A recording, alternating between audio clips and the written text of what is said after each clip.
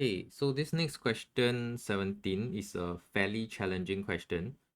Look at the reaction mechanism between oxygen and HBr. So these are your only two reactants, yeah, O2, HBr.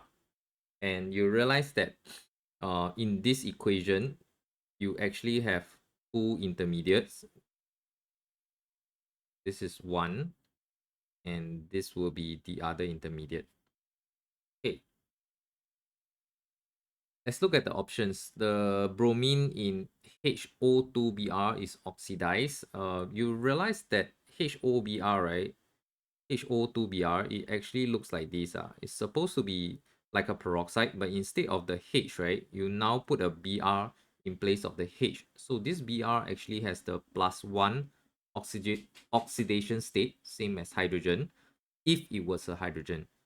So, and then it was changed to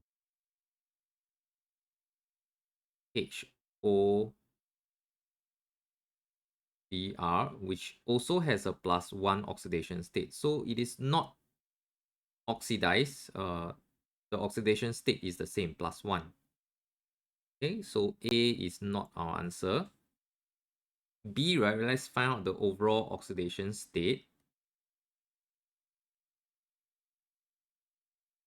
So if you notice, right, you have HOBr as an intermediate, which we need to cancel out. But if we just add it all up, right, you won't be able to cancel out HOBr.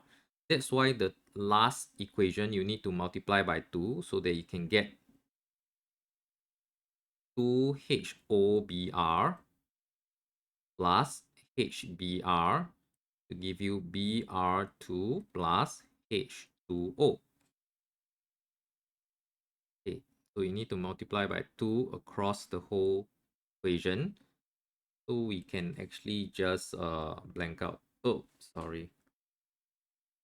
Can actually just blank out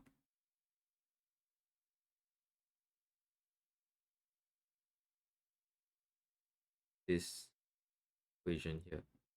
Okay, so the third one, right? The third equation will become like this. Okay, so if you add up like all three equation, you will cancel out the intermediate.